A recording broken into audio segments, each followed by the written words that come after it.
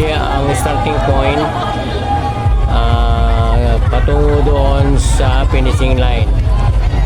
So ang mga participants ay dapat nagpa-fun run sila, pero Talagang may mic pa yan? dahil makipot ang daan, kaya ang ginawa na lang ng iba ay nag-fun walk. So Dito lang naman. Pero yan, ibig sabihin, malinaw. pag doon banda, kung sisigaw ka, kaya pa.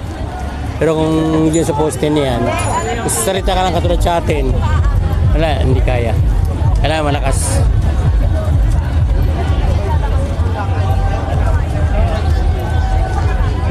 Wala naman kayo ng ano, no? Ha? So, yan, patuloy pa rin sila naglalakad. Oo. I-edit mo nga. Ikaw din nag-edit? Oo. Alagay mo ng mga effects, audio, music, animation.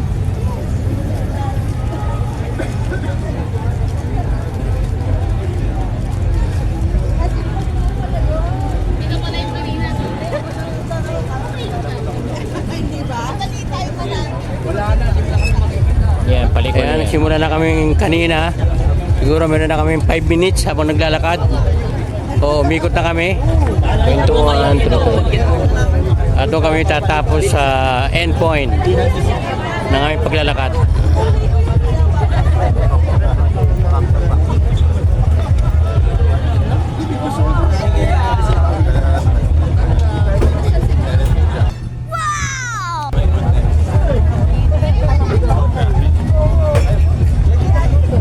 So nakaliko na, unang ikot pa lang.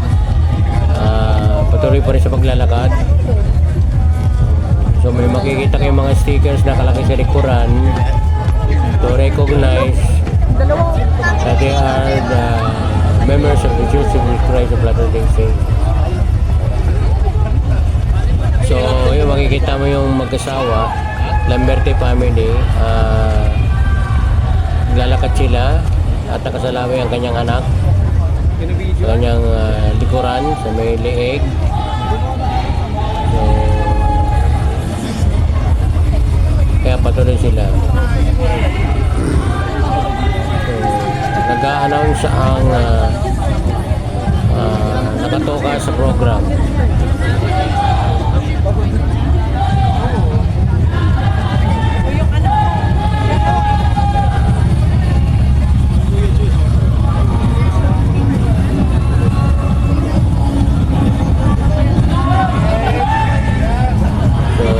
Kwentuhan,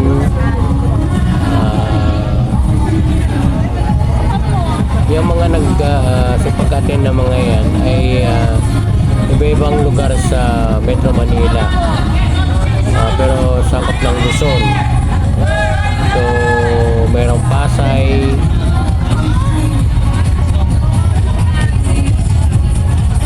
Makati, Caloocan, Quezon City, Laguna, Marikina.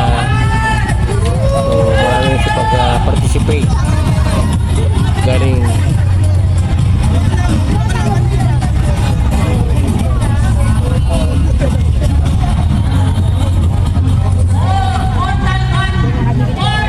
so iba't ibang mga states.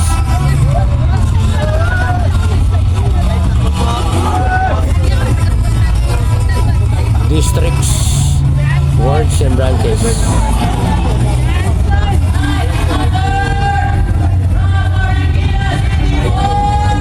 Yan, kalong-kalong nila ang kanilang mga anak na maliliit. So, hindi naman pwedeng iwan nila yan. Siyempre, bilang magulang,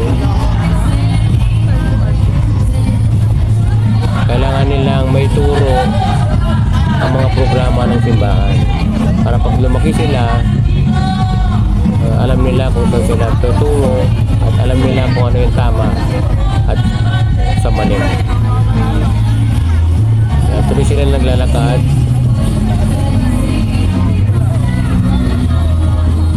Medyo maluwang kasi ang lugar ng Mall of Asia. Dati kasi dagat lang ito. So dahil sa napag-isipan ng management ng MOA na gumawa rito ng mall ng SM. Although medyo malaki-laki ang gastos, pero for the sake of the people na gusto mag-enjoy sa iba't ibang mga lugar, kaya dito ginanap ang National Family Week. Kaya nanbingon yung anak ni President Duterte. So kwento-kwentuhan, yung iba meron nag-jajag, iba naglalakad kasi makipot yung lugar, at saka sa dami ng tao hindi makapag fun run. So yung iba ganun na ginagawa, yung iba naglalakad. So syempre hindi naman nila kaya dahil yung mga resistensya hindi nila lamang ay po Pasay, kundi Makati, may Caloocan. So halo-halo. Yan po yung yearly gathering for the National Family Week, building families forever. Yan.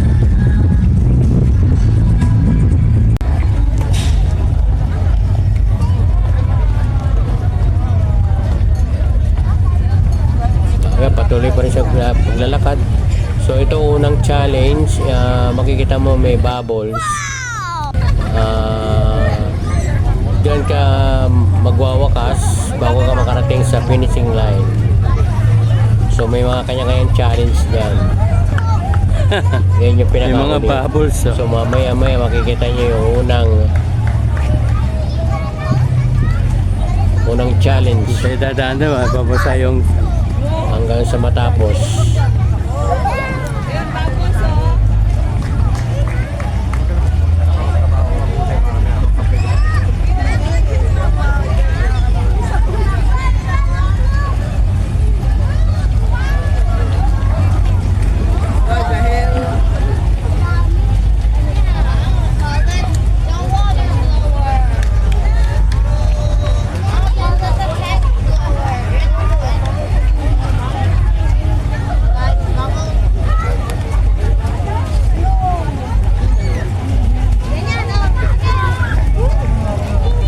Yan. So kanina medyo kumpul-kumpul ang mga nagsisilikaran.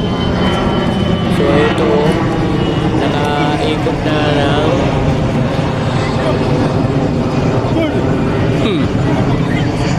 A few moments later.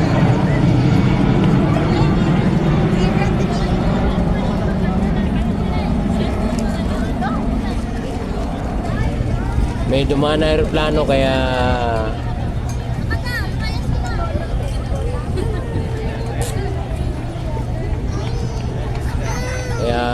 maingay. So medyo napagod na si Sir Lamberte sa kakalakad. Nakabaywang na. Inikot ko yung aking camera para makita yung mga tao. So yung iba kasi medyo napagod na, kaya nagsibag shortcut sila. So syempre hindi naman gaano katindi ang kanilang resistensya, kaya pwede naman sila mag shortcut kahit pa paano. Yung iba tuloy-tuloy naman, kaya sinubaybayan ko sila hanggang sa matapos. So konti na lang dito sa area na to dahil nagsipag shortcut na yung iba.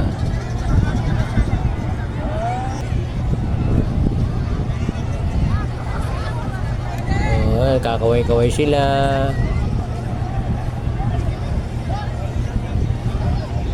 Yan yung unang challenge.